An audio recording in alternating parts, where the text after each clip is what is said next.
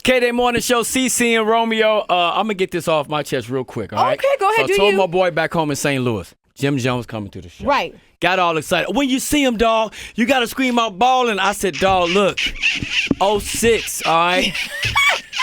Look, if he got $1 every time you heard that, Jim, right? Crazy. I'll be super stupid paid right there. I know you probably look around like, oh, I've never heard that before. Dog, how does it feel just knowing making that record will have an impact for the rest of our lives, really? It's fucking retarded, man. Pardon me. I mean, You can say it like that. It's a great feeling. I mean, it's a gift and a curse. I hate the record so much that I love. You know what I mean? Like, man, it's just it's dope though, man. Yeah. Just know that I call it a Michael Jackson hit. I made a record that's That's resonate true. for the rest of our lives, That's like you true. said. Like, you know what I mean? And kids that wasn't even alive when the record came out know the record, and they keeping the record. It's like, oh my God, when it's like the Twilight Zone, like. Playing Listen, in I LA was singing tonight. that song in the club, and I'm gonna be real, I wasn't even balling. You know what I mean? I was broke, but I didn't care. I felt like I was You balling. felt like it in that and I moment. acted like I was balling. It wasn't more about balling than it was the achievement of something. You know what I mean? Yeah. Mm-hmm. If you got 100 on the test, balling, baby. I caught that motherfucker. Yeah, you know what I did. mean? So I love it. it was the feeling that it gave you more than anything. I mean, so but I'm appreciative. Okay. So I'll let him know he get a pass now just one time. Just Right. for sure, man. But congratulations on the new. Let's talk about that, Yes, man. El Capo. El Capo album is in stores right now, still doing very well. Thanks for everybody who supported me throughout the years. This is definitely one of the doper albums to myself that I've done. All my albums are dope, but this one really made me feel good about myself as far as the bars, the cohesiveness of how I put the album together and how it runs straight through, and the vibe that I gave it, the energy, the respect that I got from my peers within the industry after hearing the album was one of the highest things for me. Like that was very dope to get so many How long calls. did you work on this album? Well, this album was done in the midst of me doing like 3 other projects that I had going on, and it was like kind of music I was doing at the end of the night before I was leaving out.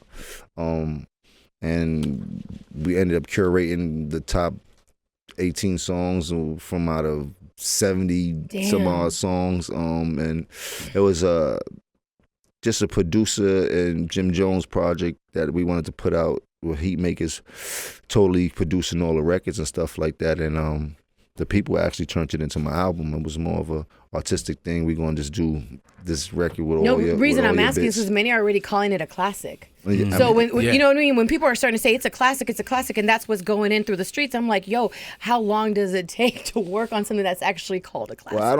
Well, that's just about it. You can hear a dope body of work, but before the people hear it, you can't call it a classic. You can say it's fire, this shit is hard, but it's actually the people that makes it a classic. I love it. Listen, Rick Ross, Fat Joe, Fabulous, Jada Kiss, Dave East, like, come on. Dope. This is crazy. Yeah, it was a great feeling to get all of those features on there.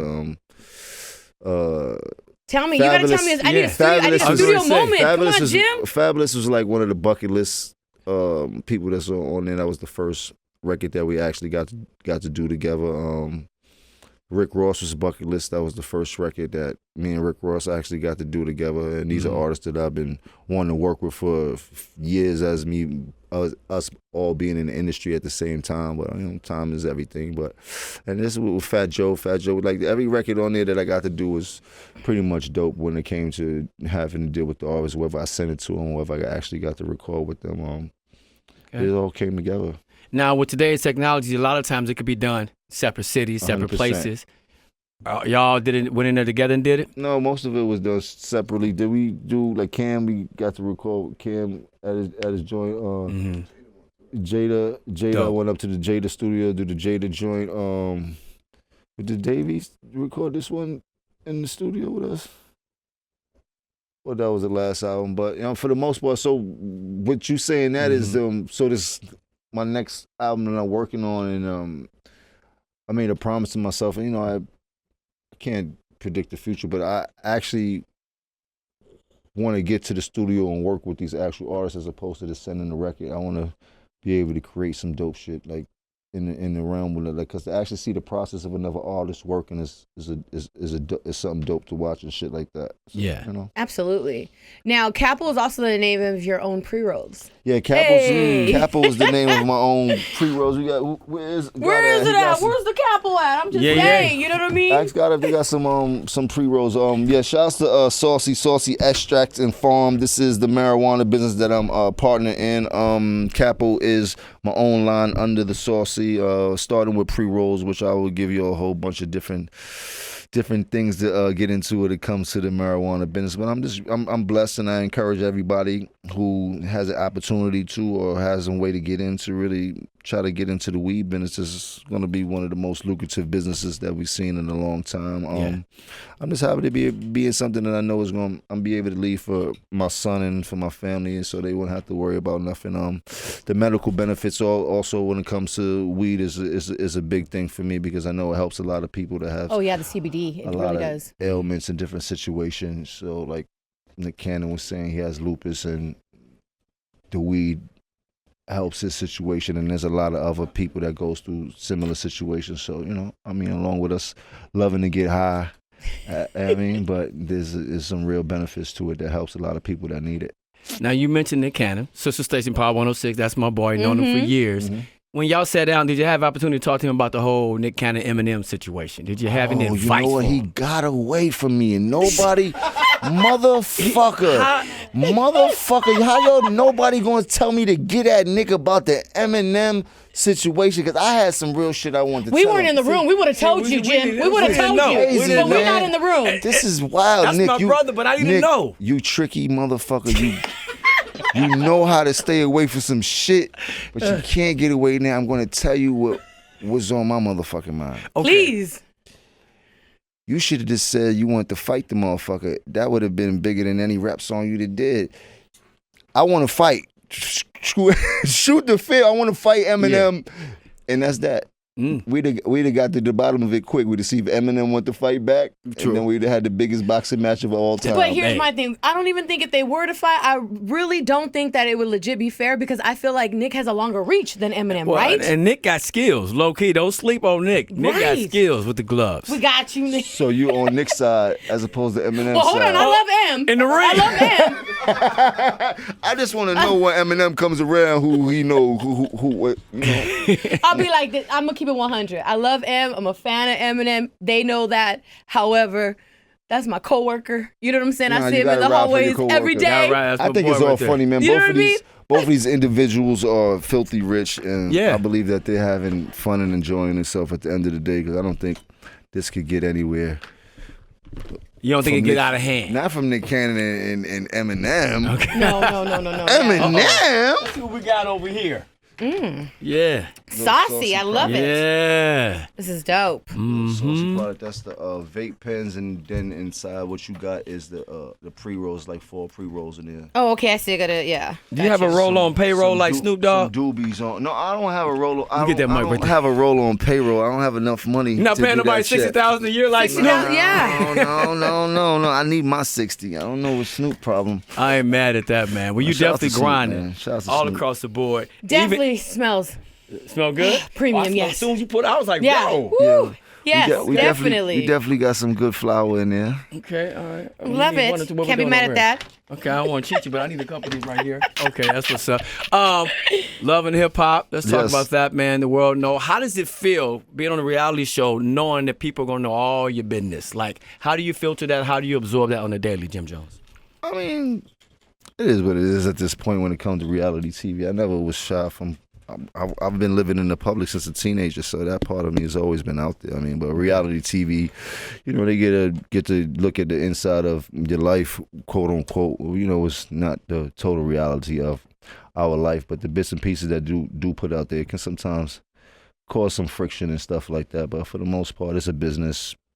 These people get paid a lot of money to be in front of that camera to go through what they go through. So it compensates. It works itself out. I'm not really tripping about it. Okay. You know what I mean? All right. Marriage boot camp? No, I was going to say, I love watching you and Chrissy when you guys were first on Love and Hip Hop. Yeah. I loved it. I'm going to be honest. I'm going to be real. Like, right now, because I'm so obsessed with your guys' relationship, and I love her. That I'm trying to say Jim because I want to say Jimmy because she says Jimmy. But I'm being respectful. You can't say Jimmy. No, I know. So, but because I watch them so much on TV, I feel like I'm a part of it. You know what I mean? That's crazy. I mean, well, we got a good dynamic. That's my partner at the end of the day. Whether we on TV or we not on TV, that's pretty much what you get when you're looking at us. We we definitely get a good laugh out of each other when we not at each other's necks. But that's a good relationship for you. Absolutely. So TV is just a great platform for us to do a lot of other things, and it's a business at the end of the day. I'm in the entertainment business, and we were fortunate enough to bring a whole new platform for people to make money off of within our culture. Like, I haven't got a thank you from anybody yet, from anybody who's gotten a check from Love and Hip Hop. They should be giving me high five every time they see me, because you wouldn't be getting paid if I didn't create the show. But not to say it like that. I'm just telling you, like, we created a real business that have fed a lot of families. That's true. From the production side to the actual artists and people that's on the television show. It helped launch Cardi B's career. She's out of here. Yeah. For booming. About to break Lauryn Hill's all-time record. Remember you were talking about that? Yes, the Miseducation of Lauryn Hill. Yeah, she's tied right now. And there you have it. She used the platform of the television to springboard, and she's out of here. You know what I mean? Even though at that point I wasn't working with them at that time, but this is something I introduced to the game, my creativity. So, I sit back and I'm thankful for that also. Yeah. KDAY Morning Show, Cece and Romeo, Jim Jones, always had love from everybody on the West Coast out the gate. Yes. It's got to be a great feeling to get that love. That's where I started my solo career at. I mean, Certified Gangsters. Shout out to my man Game. I was going to say that. Los Angeles Confidential. What's up, baby? Black Wall Street. Like, shout out to Game, man. One of the greater friends I have in this industry. From we both started around the same time when it came to our solo career. So I watched that brother go from being on Cedar Block to the top of the world and everything in between. And, so shout out to him and his family and everybody that he runs with. Is there a chance y'all might get back in the lab, do something again? Yeah, 100%, man. I always hit Game up and send him a record and, like, I need you to go crazy on this for me one time. So, That's what's up. Listen, so the West Coast considers you a street legend. What's one street rule that helped your career be successful? Well, there's a couple of them, but what's one? That helped my career be successful? Mm-hmm. Oh. I would say the aggression. Really? Yeah, I made a lot of money off being the aggressor in certain situations when it came to this industry. Mm-hmm. I'm not proud of everything I've done, but there's certain things that had to be done so that I could be here today and do this interview with y'all. Yeah. No, I could see that too. Yeah. No, for real. It's because when I was first watching Love and Hip Hop, and there was a scene where you were confronting some guy outside of a restaurant, right? And I think this guy managed Maya Reese at the time or something, right? And he was going in on this guy. All my friends were watching, and we would call each other next day, and we're like, "Yo, did you see that dude? He was gonna whip his motherfucking ass." Yeah, I was like, he is not playing. That was a miscalculation. That's what we're gonna call it. Yeah, that was a miscalculation. Oh my God. That's a different time now, though, man. I mean, certain things. Listen, you had us all on the phone though talking, so it did make waves out here in the West Coast. Yes, I mean, that's what I mean about getting paid to be the aggressor. I mean, certain situations I felt myself like that in too often, and I had to kind of switch it up a bit. I mean, there was a time that it worked. That's what people wanted to see. Like, we glorified the gangsterism that we saw in a lot of the rappers and stuff like that, and that's how a lot of us got paid. And times have changed. I mean, the game is not so aggressive as it once was right now. There's a different way these youngsters are getting really money. Yeah, you're right. Yeah. That's true. Good and bad with that too, though. Exactly. We're doing a one-off for Valentine's Day, so this is a question that we want to ask you. You can elaborate however you want. Is sex considered a gift for Valentine's Day? If she gives it to you on V-Day, is it a gift? Is it a gift? Yes. Not if she gave it to me the day before. Maybe she had to do something different on Valentine's Day than the day before. It's always a gift. Let me before I get my ass in trouble. It's a gift. He said yes. Yes, it's The a gift gift that keeps giving. Yeah, exactly. Romeo said it was a gift. I definitely say it's a gift. Oh, you better say it's a gift. You know what I mean? I ain't Or you trying to be won't. the You doghouse won't be getting another gift for a minute. For a minute. Y'all are crazy. All right, here's something that we want to ask you. February, Black History Month. What does Black History Month mean to you? What does Black History Month mean to me? Yeah. I know Black Solidarity Day we usually always take off for school when you wasn't supposed to. That was like our Jewish holiday. Wow. Okay. I mean, but besides that, there's a lot of things that go on to the Black history, the years of slavery, from us making it all the way here today, to Obama being the first Black president, to so many barriers that we broke, to the fact that we're still in the same place in a lot of situations when you look at it, when it comes to being oppressed in another form, because they're not doing it the same way, but there's a lot of other ways that they still holding us down, but we still breaking through the change and the barriers, and we have a lot of influential people throughout the years that we could mention that has always held the torch high and things like that, you know what I mean? So it's a very dope time. Black people too busy for their own self a lot of the time, so the things that we should be focusing on, we damn near won't. Not if there's a sale at Neiman Marcus and shit like that. I'm lying? Television. Am I lying? No, sometimes it's a lot of getting and not thinking about the other things. Yeah, so You're that's what I'm saying. bro. So when it comes to Black History Month, maybe if we stuck together a lot more in certain situations, then we wouldn't be going through this. Like if the people would have voted, they wouldn't be spending this much energy and try to get somebody impeached when they could have just went and voted for him. Exactly. I hope this is the lesson that you'll need so that you can go vote and get him out of there for the next term, because y'all doing a lot of tricky politics, and this man can't be touched. He's one of the illest to be in the office, like for real. Yeah. Like you know what I mean? Like he's a very ill individual for him to handle the White House the way that he's handling it. Yeah, because if anyone else would have done it that way. I don't know if it would have. We've been here for a long time. We've seen a few presidents. We've seen how they act. Like he's very ill at what he does, and he does what he wants. And you know what I mean? Like same things he's condemned other people for is now what he's doing inside of the office. But we're not gonna talk about politics. No. I'm not a politician. Before you roll out Jim Jones, I gotta ask you, because I think you can answer this question better than most artists we've had come through here. Your definition of a legend, because I feel like that word has been used so loosely. Like he's a legend, she's a legend. Like, what's your definition of a hip hop legend? A hip hop legend. I mean, we think That's about good, pop, 'cause that's like kinda Biggie, tough, yeah. I mean,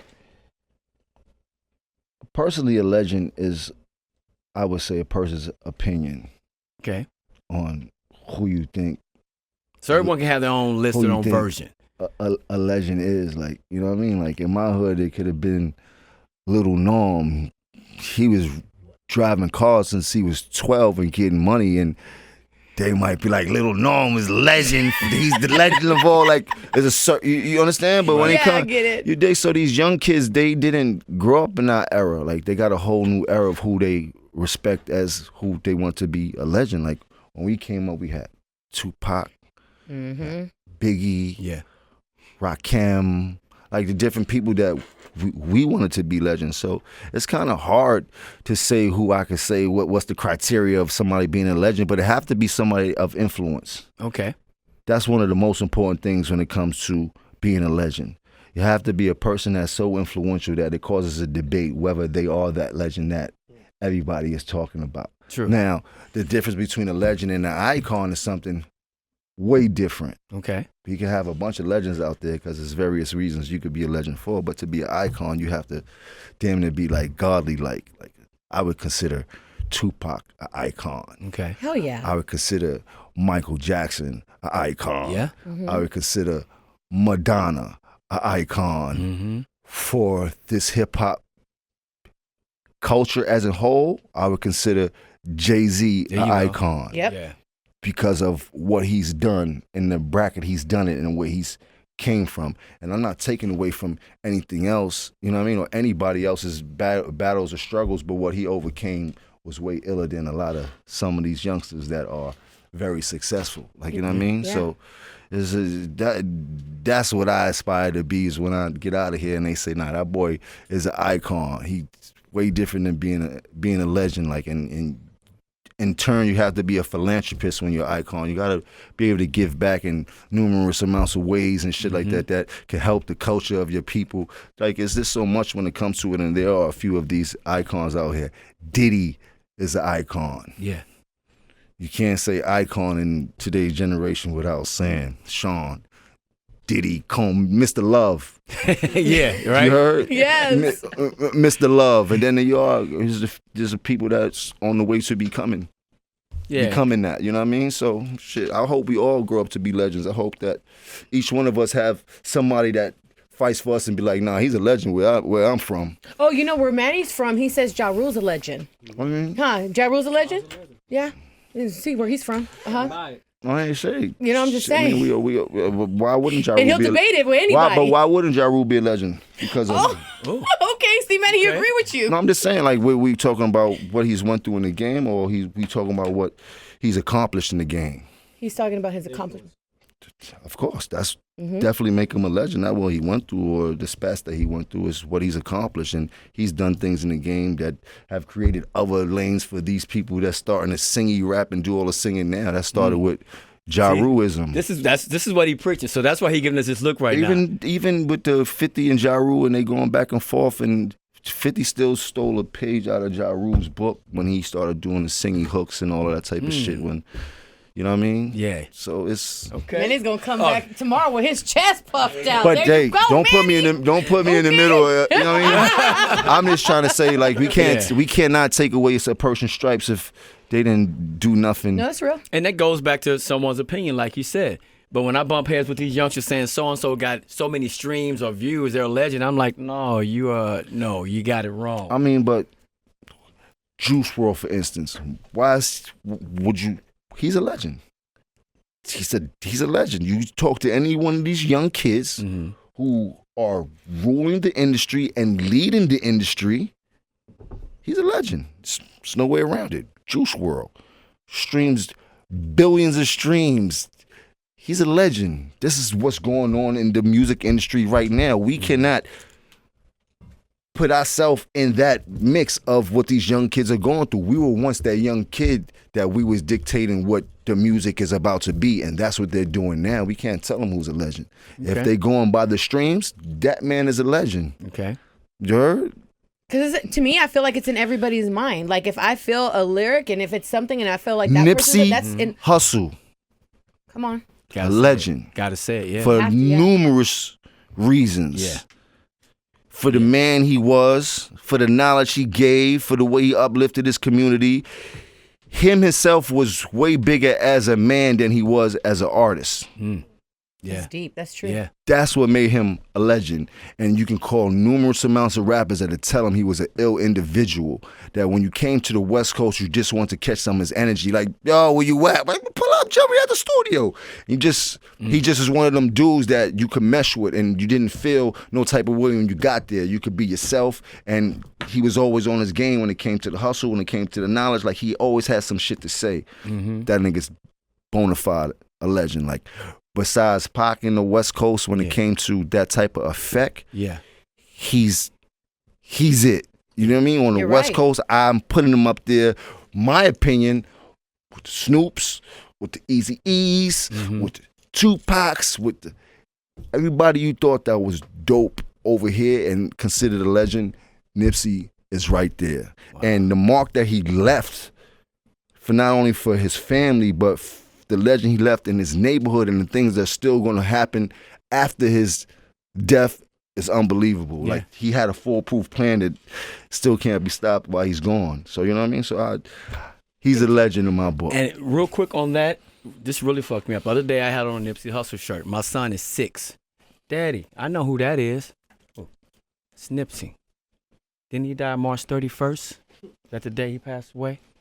Because he remembered, because we were at the park playing ball and we freaked out and we all went home and started watching on TV. You know, Malachi, he remembered the date. And I just looked like. And I've been here when Pac, we all been here when Pac and Biggie died. Yeah. Biggie had a great impact when it died for the East Coast, when Pac had an impact that was worldwide. You felt that shit in your bones, and that's what I felt when the news hit about Nip. Yeah, like almost fucking unbelievable. You know what I mean? Like no way we like it's like. So but I love how the West Coast put on for him. Yeah, you know what I mean. If I do happen to go, I want to go out with that type of love. Yeah, absolutely. I agree. Man. Listen. Well, you definitely got love on the West Coast. Yeah, that's you for do. Sure, man. Yeah, you do. We love you, Jim Jones. Anytime this door's open for you, bro, you got to come back through. I appreciate you. Yeah, and anytime when you walk in with these, it's a we free got the pass. saucy You know what I'm on saying? deck. We just say. Just get to me. And deck. Capo right here. You know what I'm saying? The free Free rolls spark, and the yeah. album. Got both. Yes. Saucy on decky. Get saucy while you're listening to the album. How about that, okay? Please. Once again, man, much continued success. We'll see you when you come back through. This door's open for you, man, for Thank sure. you, man. I appreciate y'all. Yeah.